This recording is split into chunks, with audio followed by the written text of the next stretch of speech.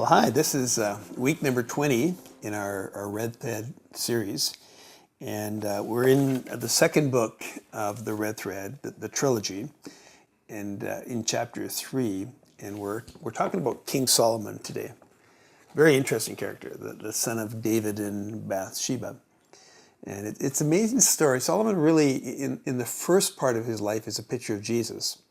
His name means peace, and the Shulamite that he married, his wife that he addresses in the Song of Solomon, also means peace. And his reign was a reign of peace and power and prosperity. It was a very interesting reign, totally different from his father David's reign. So I'm going to go through, because we're going to cover quite a bit from Kings, Song of Solomon, and some of the Proverbs. I'm going to use the book as an outline. We'll start with the memory verse. It comes from Song of Solomon, chapter 2, verse 15. I'll get to the song in just a few minutes, but the verse in Song of Solomon 2:15 says, "Catch the little foxes for us. The little foxes are ruining the vineyards, while our vineyards are in blossom." And it speaks of, primarily it speaks of a love story. And if you're married, you understand what this is all about, that you can have a perfectly happy marriage, and some little point of tension, some little difference between yourself and your wife or yourself and your husband is the little fox. Or somebody else will come into the marriage and will begin to eat away at the fruitfulness of the marriage. So we have to guard ourselves against the little foxes, the little enemies, the little things that creep in, the little things that bug you about your spouse. And they can creep in and create a little bit of a division that gradually gets bigger and bigger and can really destroy the marriage. So that's the first application. The second application would be in our relationship with Jesus. There can be something else. It could be sports. It could be my business. It could be my family that comes before my relationship with Jesus and just creates a little bit of a wedge and begins to eat away at the fruitfulness that is intended for our relationship with Jesus, our kingdom life. So catch the foxes, catch the little foxes before they become big and before they destroy the vineyard. Vineyard speaks of wine and happiness and joy. And they can take the joy away from your marriage. And I think that we all go, I've been married for 46 years, Susan and I, and we all go through times where there is just not as much joy. And you have to say, what's happening here? You begin to look at your life and say, what's separating us? What's coming between us? And what can we do about that? Because you want to be married for 60, 70 years until one of you departs. Well, let's begin the story of Solomon with 1 Kings, and the reading is chapters 1 to 10. David was 70 years old, and his body was completely worn out. That clock's not working. I'm going to have to take my watch, Andrew, and use this because the battery's dead, I think. I'll put that there like that. It's now 4 o'clock.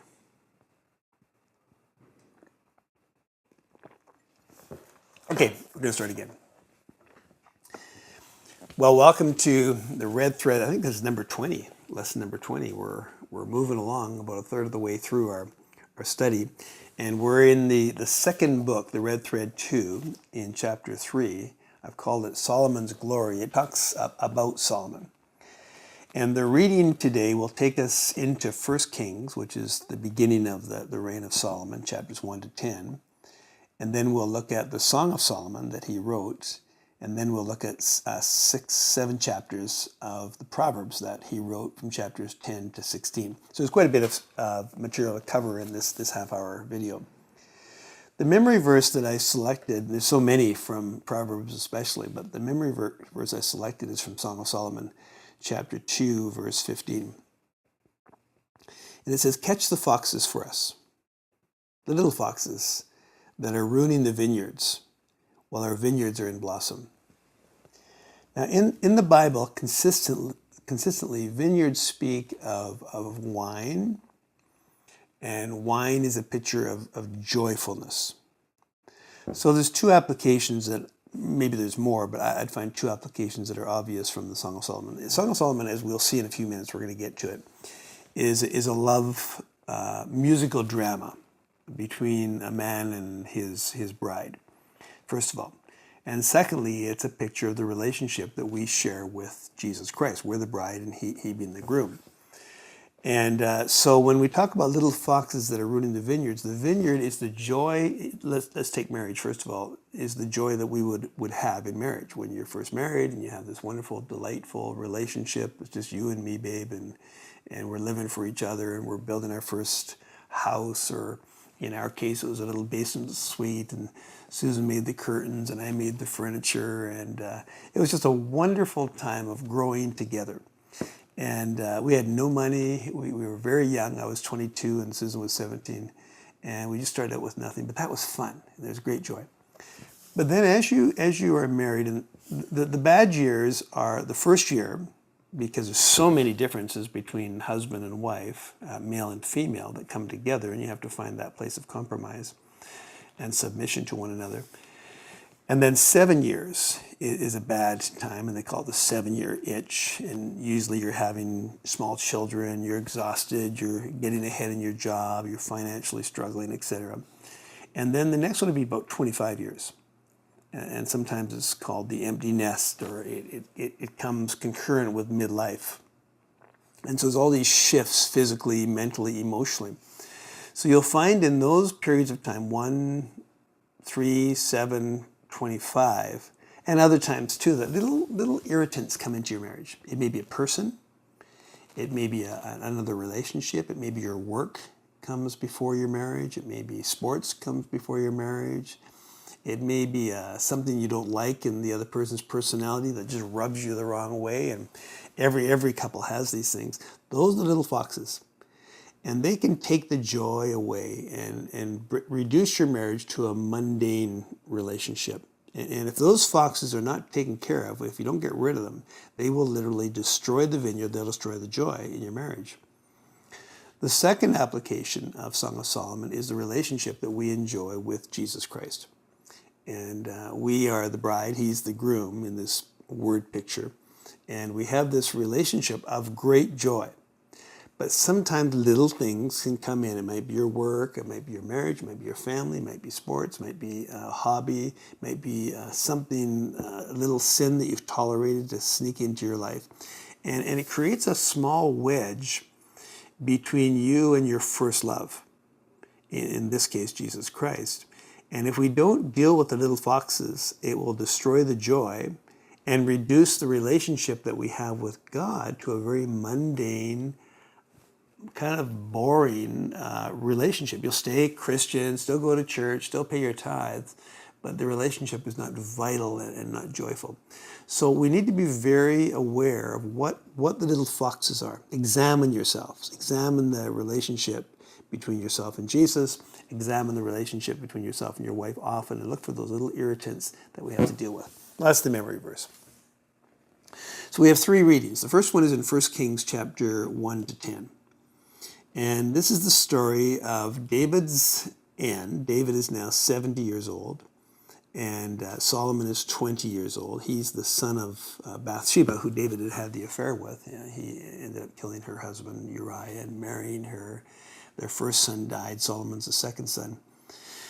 And Bathsheba seems to be his favorite wife out of, I don't know how many, 20-something wives that David had. And so Adonijah, one of the other boys and older boys in David's family, when David died, David was dying, he began to set himself up on the throne, and has already had a priest and a prophet and a military guard, and he was announcing that he was the new king. He assumed that he was the new king. And Bathsheba is very angry.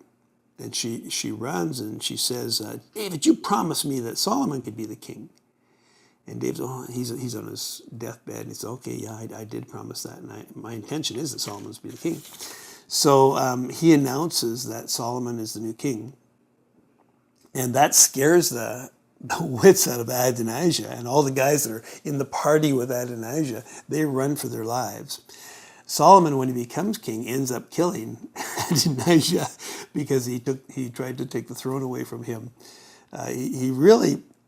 So David announces that Solomon is the king, and he crowns him, and he sits him on the throne. And Solomon, right at 20 years old, begins to take this authority. There's certain people that he has to deal with from his father's kingdom. He kills them. He kills his brother. But there's something about Solomon. His name means peace. Something about Solomon, like David, that God just loved. And so Jesus comes to him in his early reign, and he comes in a dream. It's a literal appearance of Jesus. I hear this a lot when I go to Ethiopia or Africa, that Jesus will come into the bedroom of the person that's sleeping, and it's like a living being, but it's in a dream. And he said to Solomon, Solomon, I've chosen you as the king. You're going to be successful. As long as you obey me, you're going to be successful. I'm going to bless you. I'm going to bless your line. Of course, Jesus comes from that line later on. And I'm going to give you a wish or a prayer. Whatever you choose, I'm going to give you. So I don't know if Solomon's awake when he responds to this, but he responds and he says, well, I'm just a boy. I'm really young. And what I need is a wise heart, wisdom at the very core of my being. And Jesus is so impressed with his answer that he says, okay, you're going to get it. You're going to be the wisest man that ever lived. But because you didn't ask for fame, because you didn't ask for money, because you didn't ask for power, I'm going to give you as a bonus. I'm going to give you fame. I'm going to give you money. I'm going to give you power. And so he hit the jackpot. Solomon got it all. And his reign, his 40-year reign, so Saul reigned 40 years, David reigned 40 years, and Solomon reigned 40 years. His reign was marked by peace, power, and prosperity. It was a very successful reign, totally different than his father David's. His father David was a man of war. He extended the kingdom all the way up to the Euphrates River and down to Egypt and way over to the east past Jordan and, of course, to the Mediterranean Sea on the west. But Solomon never had to do that. And the kingdom was already established. He had peace all around. He was recognized as a world-class leader and had it all. So he had time to give himself to science, biology, zoology, architecture. He built the temple of God. After 4 years, he began to build the temple. It took 7 years to build the temple of God. This thing is just covered in solid gold. And he put the Ark of the Covenant in the temple. Then he spent 13 years, and he had tens of thousands of servants cutting stones and rolling these stones. It was an amazing work of architecture. 13 years, almost double the length of time, building his own house. And he built his throne in his house. His throne was made out of ivory and covered in solid gold. It was just, you walk into this, either the temple or the house, and you say, whoa, it's just awesome. He had a navy. He was a builder. He built ships. He had horses. He had an army. He was an amazing man for about 20 years. So same thing happened to him as it happened to his dad.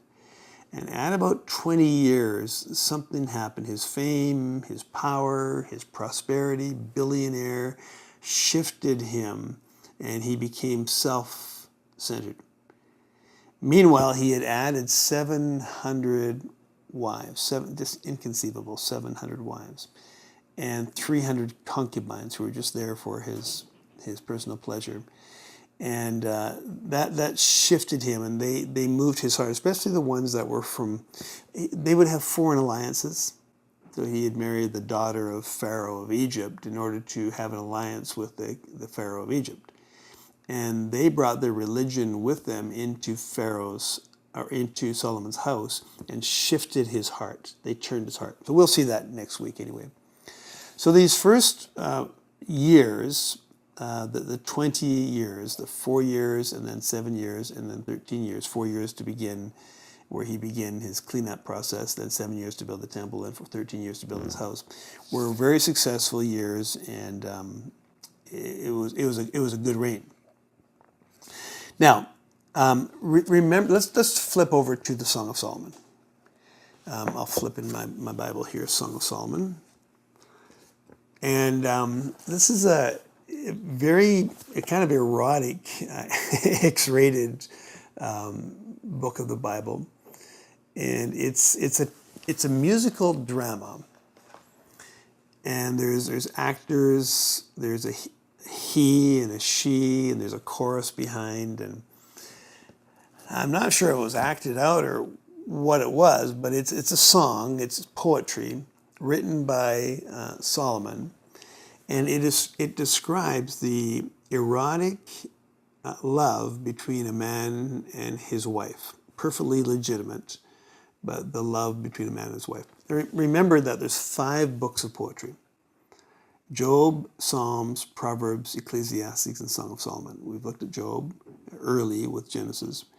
We've looked at Psalms. We're in the process of going through the Proverbs. And then Ecclesiastes we'll look at next week, and then Song of Solomon we'll look at right now. Job is the cry of the human spirit, that deep longing for knowing God in the depths of who I am. I want to know God. I want to understand. And Job went through this long process of coming to know God through the pain that he suffered. And then Psalms is the cry of the human emotions. So one is the human spirit, one is the human emotions. And from the heights of joy and glory and victory to the depths of despair and pain and almost despairing for his entire life, the range of emotions is in the book of Psalms. Proverbs, the 3rd book, deals with the will. Sometimes you can compare the will of your soul as the king of your life. The will really makes the decisions in your life. So Proverbs is making decisions. We'll look at that in just a couple of minutes. And then Song of Solomon, or Ecclesiastes, deals with the mind. And we'll come back to that next week. And making a decision of what I'm going to do with my life, who I'm going to give first place and second place and third place, and what career I'm going to find. Ecclesiastes is a book of the mind. It's a thinking book. And the Song of Solomon is a song of the body. It's a fleshly, romantic musical comedy a musical drama between Solomon and his Shulamite wife. So turn to it in your Bible, Song of Solomon, and you'll see that it's a song. It's written by Solomon. They called the Song of Songs, so it was his favorite song. And it's a story about a romance that he had. We don't know who this wife is. We know she's called the Shulamite. And Shulamite is the same root word as the word Solomon, which means shalom or peace. So she's peace, he's peace. So it's a love story between a man and a woman, but it's also a picture of the relationship between Jesus and the church. Jesus is the love of our lives. He loves us. His banner over us is love. And so the intimacy that is expressed in the physical relationship between the Shulamite and Solomon is a picture of the intimacy we share with God in worship. Remember the Ark of the Covenant when you'd walk into the temple, and we talked about this before, that you first hit the laver, and that's the physical, the touch, the sense of touch. And then on the right-hand side is the bread of the presence, and that's the taste, the sense of taste.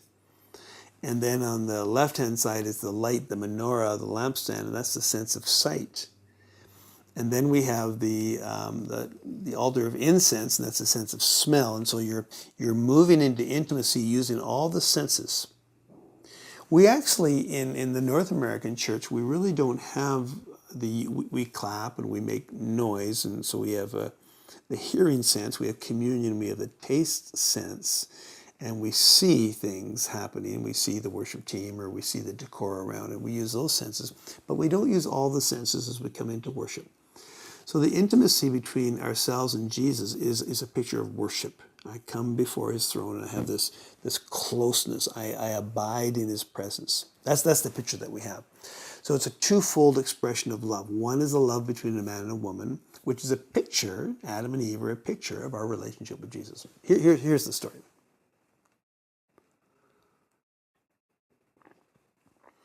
Well, I could read it. You can read it for yourself. It doesn't take very long to read it. Just a few minutes to read it through. But what we have, Solomon is he's the actor. He's the main man. And he's very famous. Everybody knows him.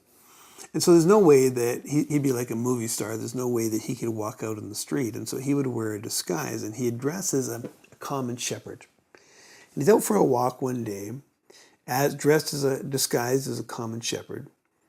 And he sees this girl working in his vineyard. He owns the vineyard, and he's walking there, and he sees this very beautiful girl in the vineyard. And she's dark, which means she's not wealthy. Even in Africa, you can see people that work outside, and they're very black, and people that work inside, more higher class, they would be a little bit lighter, dark. And so she says, I'm very dark. She's extremely beautiful, but very dark skin. And he's walking along, and he sees this girl, and their eyes, you know how it is when you catch this girl, this romantic time of dating, and there's a bit of flirtation, and you look each other in the eye, and there's a spark of love that comes. Sometimes that spark bursts into a flame, and sometimes you pass on and find another woman to be your wife or a man to be your husband. But the spark is there, and they have a dating relationship. And they have ups and downs. There's good times and bad times. She describes him, and he describes her. It's like a love letter that they've written to each other. It's very romantic. And then they come to the place where they get married. Now, Psalm 45, by the way, is the wedding psalm. You can put these side by side. And Psalm 45 describes the king coming and taking his bride, and it's a picture both of the church and Jesus and the bride and groom. So they get married, and they go to bed together, and they have this wonderful romantic sexual relationship. I'm my beloved, and I am his, and they just enjoy each other's bodies. And then he goes on a business trip, and he's gone. So she doesn't know where he is, and she's worried that, where is he? I've been away on a trip sometimes. I remember I was in the Philippines, and I wasn't able. I was on a ferry, a 12-hour ferry, and I wasn't able to phone Susan, and she began to worry, and she had everybody looking for me, and I finally got to the hotel at night, and there was a sign on the door when I got to my phone your wife. That's the kind of thing it was. She was really worried, and so she went out to find him. And she went into the streets. Have you seen my lover? Have you seen my husband? And they say no. So then he comes back, and he comes back to her. She's in her nightie, and she's in bed. Her hair's up in curlers. And he comes in, but she doesn't, because she doesn't look, she isn't expecting him to come, so she doesn't look very good. So she dawdles coming to the door. Finally, when she gets to the door, he's hurt because she's not there quick enough, and he goes away again, and they have this little lover's tiff. And finally, they get together, and they make love, and they live happily ever after. And it's a cute story. So you could talk a lot. You can learn about marital love. You can learn about our love for Jesus. But this is a divinely inspired book that God says, I want this as part of the Bible record. And marital love is part of the relationship that we enjoy before God. It's a wonderful thing. Here's a great description of love. In the last chapter, chapter 8, verse number 6 and 7, set me as a seal upon your heart, as a seal upon your arm. I want to be sealed. I want to belong to you. I want our relationship to be locked in, a guarantee, and that's like the vow that we make in the marriage ceremony. Set me as a seal upon your heart, a seal upon your arm. For love is strong as death. Love is strong as death. Jealousy is as fierce as the grave. I want you to belong to me, and Jesus says the same thing to us. He's jealous for us. Not in a jealous that I don't want you looking at another girl or that kind of thing. I don't want you talking to anybody else. But you belong to me, and I belong to you. Both in our relationship in marriage and our relationship with God, we belong to each other. Its flashes are flashes of fire, the very flame of the Lord. Many waters cannot quench love. You've been on the beaches, and I've been on the beaches of Mexico, and the waters come and they bowl you over. But this fire of love, it's so strong, and it's not an emotion, not just an emotion. Because if your love is just an emotion, then the fire can quench, the water can quench, put out the fire.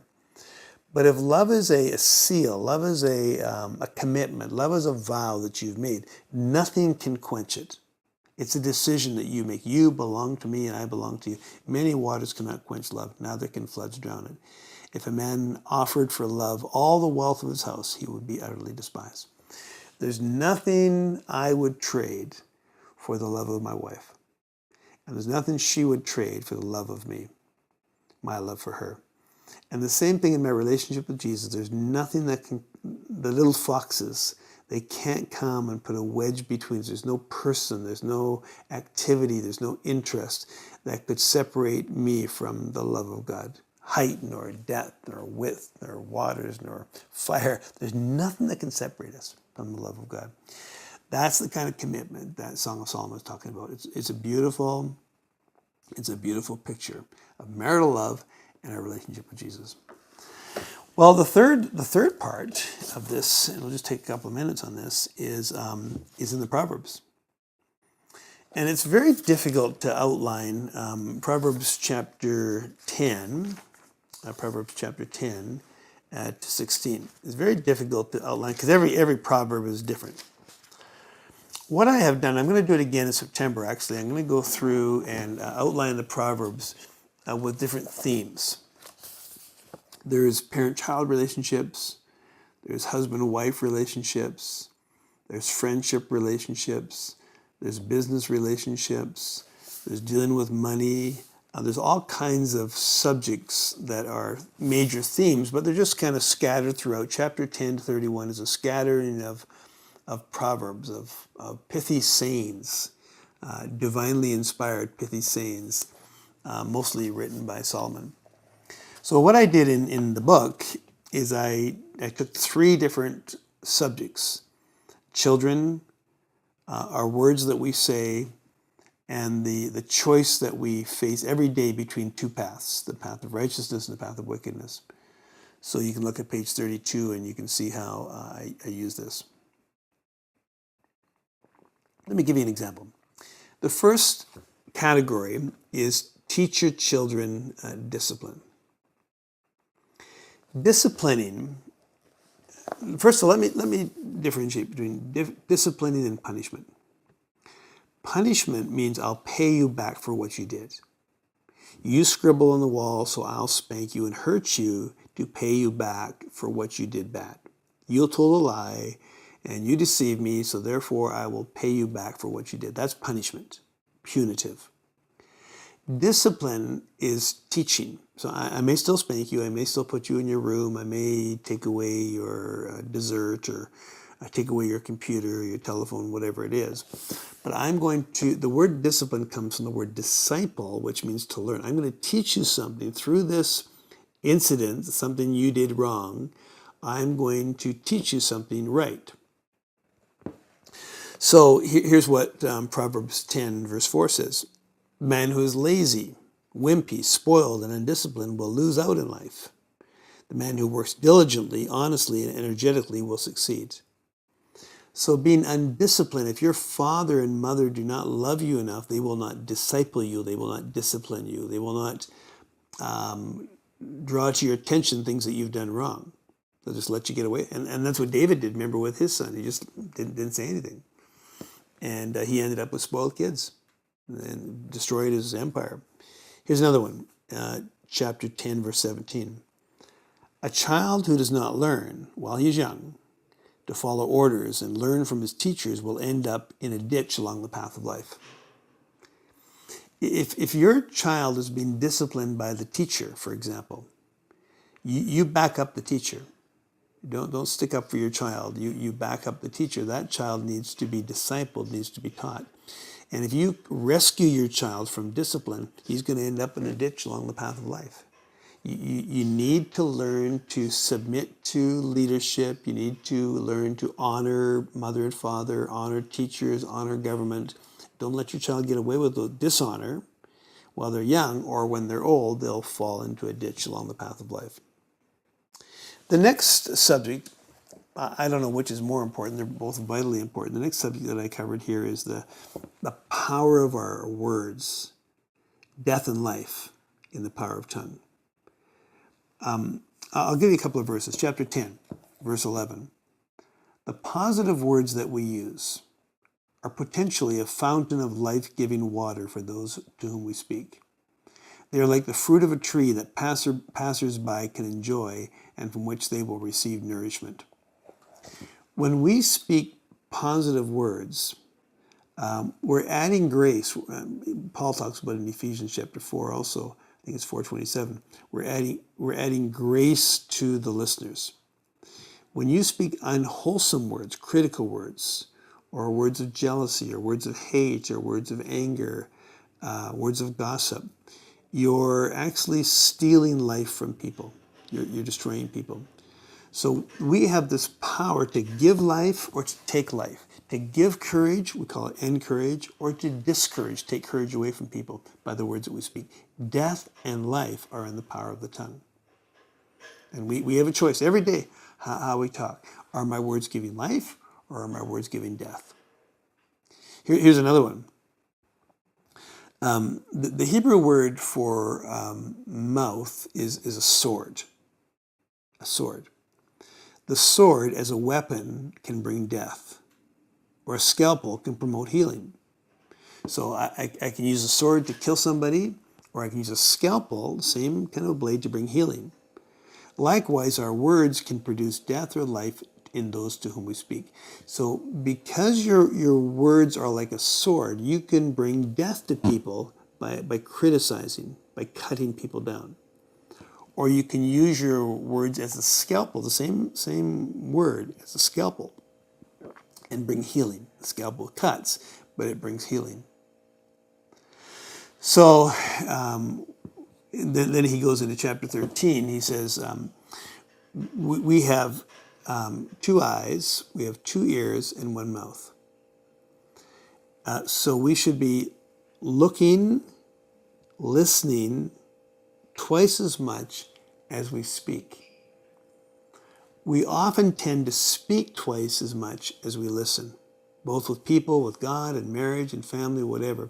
So look, learn, see, look into the depths. What do you see? Look at the back, look at the front, look at the side, and listen carefully before you speak. And silence is one of the strongest weapons of communication that we have. So learn to speak less and listen more. Put a guard over your mouth so that you can speak something that brings wholesomeness to other people. The last subject here is that there's 2 paths. We've talked about this before in the early part of Proverbs. There is the path of righteousness, the path of wickedness. There's a right way and a wrong way. And we're constantly making decisions to walk on the right path, a path that honors God. And that path will not only honor God, but it'll bring life to us and life to those that we touch. And we're all going to make mistakes. We're all going to veer off the path from time to time. But when we do that, the way to do it is repent, to turn back. God will forgive us, and to get back on the right path again. So here's the prayer. There's so many things in this whole passage here. It's difficult to wrap up, but Let me read the prayer that I wrote in chapter 3 here. Father, thank you for Solomon's God-given wisdom. May I not only learn from his inspired words what to think, say, and do, but may I also learn from his personal mistakes what not to do. Bless my thoughts, bless my words, and bless my behavior today. In Jesus' name I pray. Amen. God bless you. Continue to read and enjoy Solomon's. Next week we'll go into the book of Ecclesiastes, the book of inspired error. It's an interesting book. God bless you.